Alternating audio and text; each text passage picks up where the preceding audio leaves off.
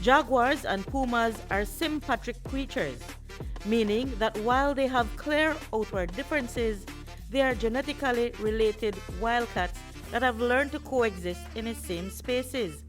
Their characteristics, food sources, strengths, and weaknesses are part of an ongoing study that the Corozal Sustainable Future Initiative carries out at the Freshwater Creek Conservation Base. The area is at the southern tip of the northeastern biological corridor, an ideal location where these two big cats can traverse. Interestingly, they hunt in such a way that does not deprive each other of food, quite like two similar businesses operating side by side, but catering to vastly different customers. If they hunt the same species at the same time, both won't be able to survive. So they need to be strategic. Oh. The jaguar clearly establishes itself as the top predator.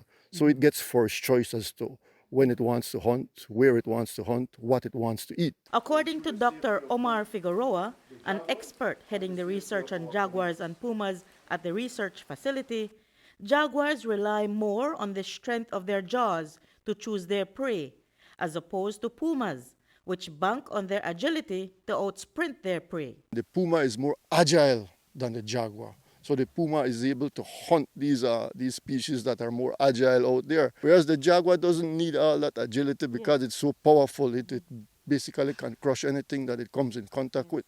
But while a jaguar's jaws are immensely strong, Figueroa says that humans should not be fearful if we happen to come in contact with them in the wild. In fact, he said, we should bask in the moment. Sit back and enjoy it because you won't see him every day. It's once in a lifetime. I've been in the forest for so long, and I think there's probably 2 or 3 times I've seen a wild jaguar. I can never say a jaguar would attack you. As the minute he spots you, he will literally turn around and go a different direction and head into the bushes. And the puma is the same? And the puma would be the same. From when mom has her cubs and she raises them, she teaches them what's a prey and what's not a prey, and humans are never part of that prey base. So there's no need to fear. They're very shy creatures. The safety of the jaguar is our #1 priority. These traits are new to perhaps the majority of us. So the Freshwater Creek facility is engaged in training a set of rangers on how to safely capture jaguars, to tag them, and to study them more closely, and to better respond to human-jaguar conflict in the rapidly expanding agriculture communities. Shamir Kwan is enrolled in the training. These guys have a lot of cattle around the area.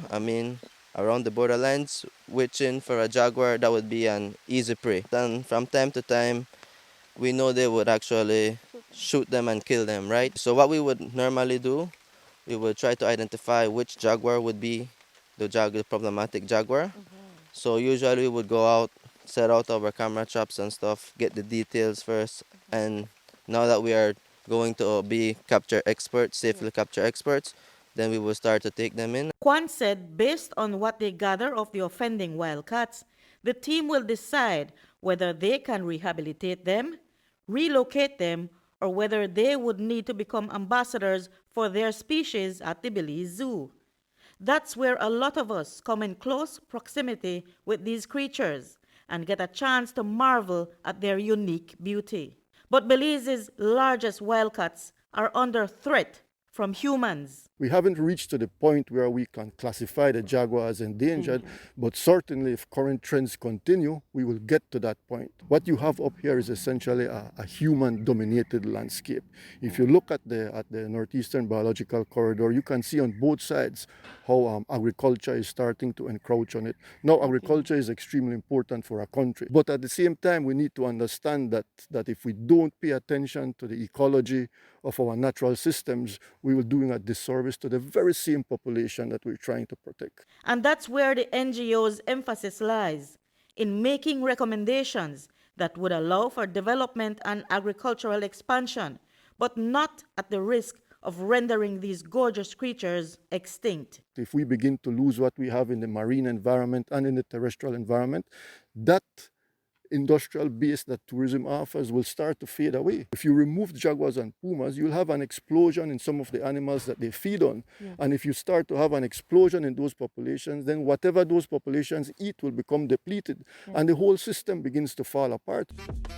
Tune in on Friday for part 2 of this feature on Belize's biggest wildcats. Reporting for News 5, I'm Marion Ali.